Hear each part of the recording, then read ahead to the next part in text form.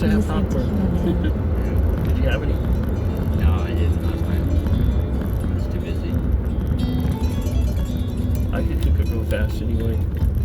Yeah, I still got it in here. I know, I had it. Look right at it. Support comes from I look right at it thinking munchies.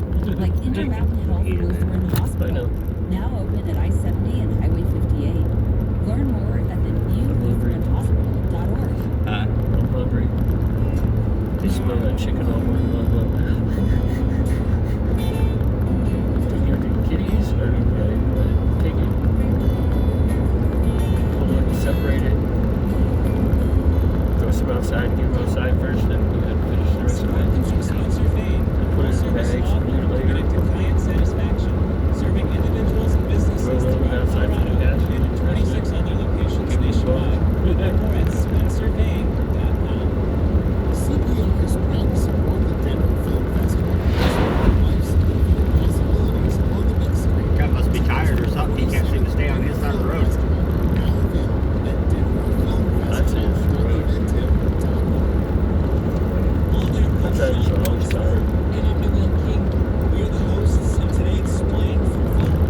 Every day you hear many news stories, but not so much context. We find the people who unlock your understanding, be it an unheralded professor or a scrapper reporter from Uzbekistan.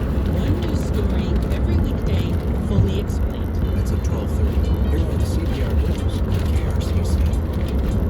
There's still a lot of this popcorn left.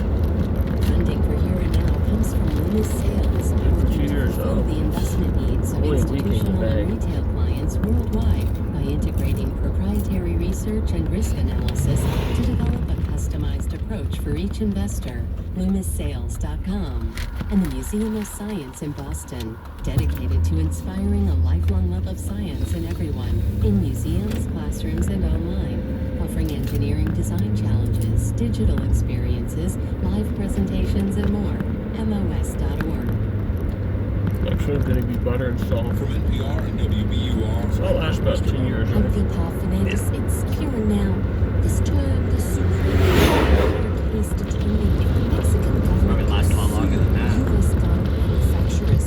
Mexico wants to hold 7 manufacturers and 1 distributor liable for the violence committed by drug cartels in Mexico. It says U.S. gun dealers are the main source of the cartel's weapons. The gun manufacturers say the suit would open the door to a flood of litigation that would cripple the industry.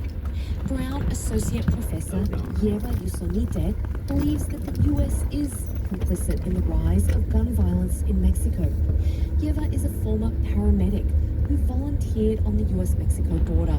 She's written the book Exit Wounds that looks at how Blame it guns on your neighbors, made right? in the U.S. are flowing across the border into Mexico, how they're used, and how gun violence has become part of the debates over immigration. Did the wind knock I over the spoke trash with can? Yeva No, they Yusonite dumped in it. April. Tipped it over probably. So, Yeva, you were working as an EMT, and you write that when you were on the southern border, you saw a lot of gunshot wounds in patients you treated.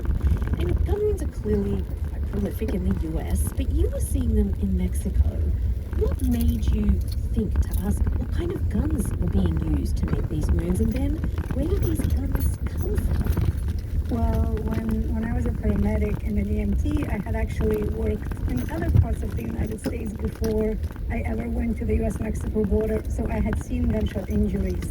But on the border, where I was a volunteer, we began seeing people who were telling us that they were running away from gun violence in their communities. Sometimes they did have scars from gun injuries, sometimes they just received threats and packed what they could, and then they decided to leave and seek safety on the U.S.-Mexico border, trying to either ask for asylum or cross the border without asking for asylum. So that's what made me begin asking questions. What are these guns that are causing these injuries? You know, I found it interesting that you yourself write, these are your words, that the realization came gradually that the people you were treating on the Mexican side of the border were, quote, fleeing threats enforced with guns sold in the U.S. So that began to come to you gradually. How did you put the pieces together? I was crossing the border. I was living there in Nogales in southern Arizona, crossing the border almost every day. and I was passing these signs that said guns and ammunition illegal in Mexico. I didn't give them much notice. But then I began asking, so what are the gun laws in Mexico? And I realized that Mexico has very strict gun laws and that most of these guns are being sold in Texas or Arizona or other states, and they cross the border south. So I had to do a lot of reading. I had to ask people questions about this discrepancy in gun laws on two sides of the border. And only then it kind of clicked that there is a connection between our gun industry and our gun laws and violence in Mexico.